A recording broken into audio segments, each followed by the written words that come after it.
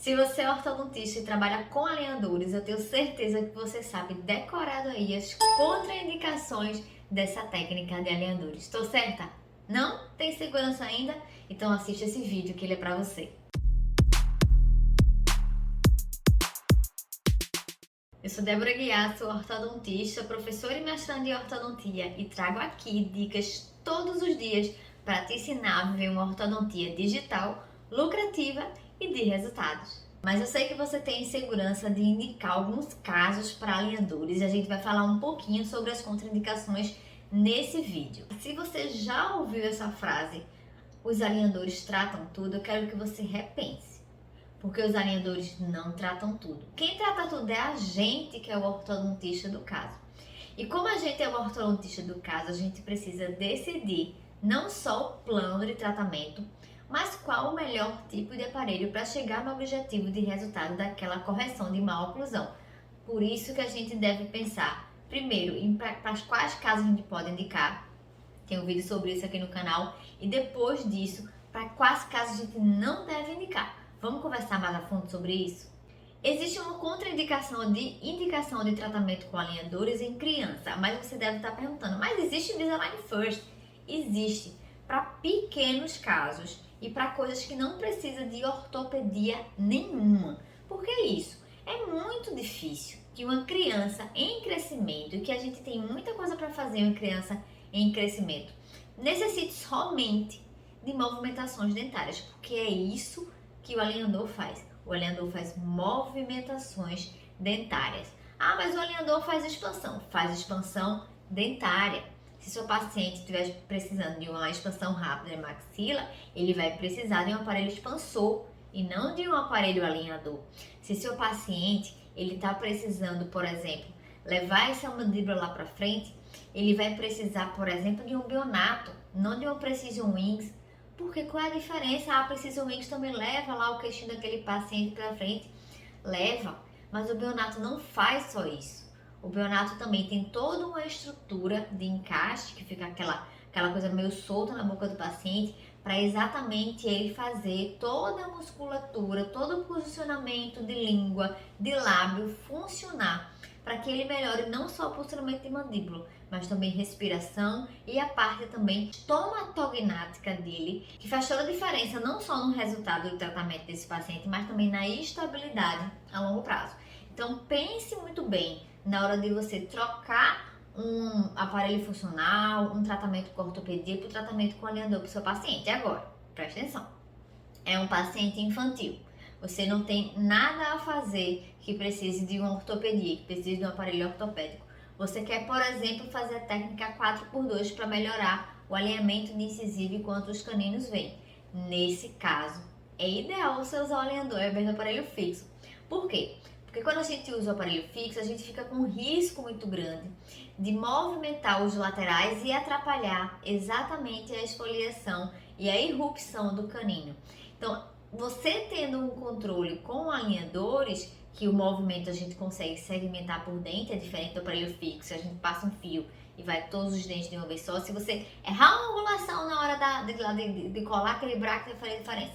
Com alinhador, não. Você coloca os attachments, você mantém e faz algumas angulações, algumas rotações, alguns alinhamentos com total controle em comparação a 4x2. Quiser só uma expansão dentária, quiser fazer um ganho ali na área anterior, você também pode usar o alinhador. Se o paciente não precisar de uma expansão de maxila, se a expansão dentária para ele for suficiente, você também pode indicar. Mas tirando esses dois casos aqui, é muito difícil você indicar alinhadores ao invés de realmente de uma ortopedia, de um tratamento com aparelho funcional para um paciente infantil.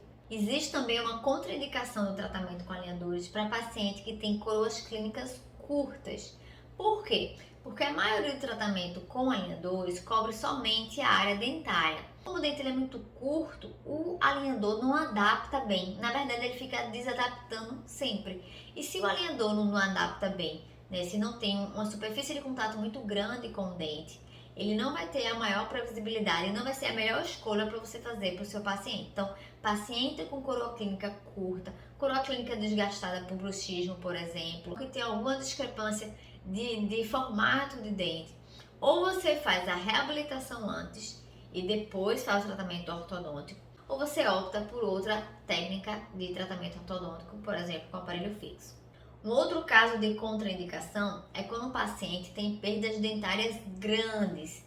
Por exemplo, um paciente que ele perdeu todos os dentes posteriores, ele só tem, por exemplo, de canino a canino, de primeiro pré a primeiro pré. Esse paciente ele é contraindicado aos alinhadores porque o alinhador, quando ele está fazendo o movimento da área anterior, ele está utilizando a área posterior como ancoragem. O mesmo acontece também ao contrário, se ele está fazendo o movimento posterior, ele usa a parte anterior como ancoragem.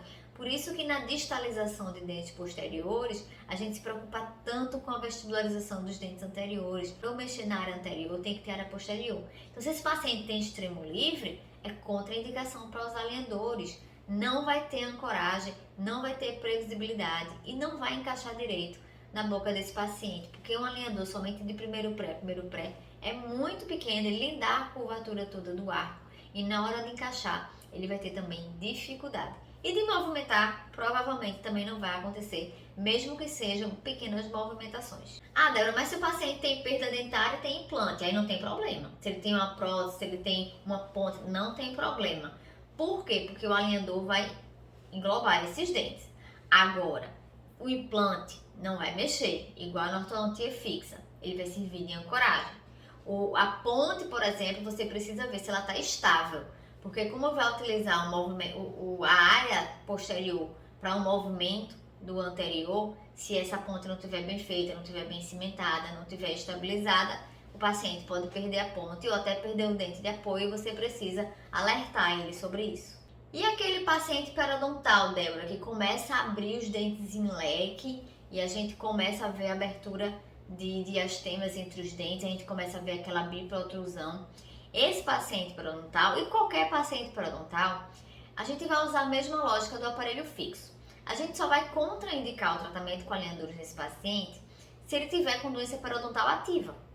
Então, se ele tiver com doença periodontal ativa, você vai encaminhar para um periodontista e quando o periodontista liberar, é melhor que você utilize os alinhadores nesse paciente do que o aparelho fixo.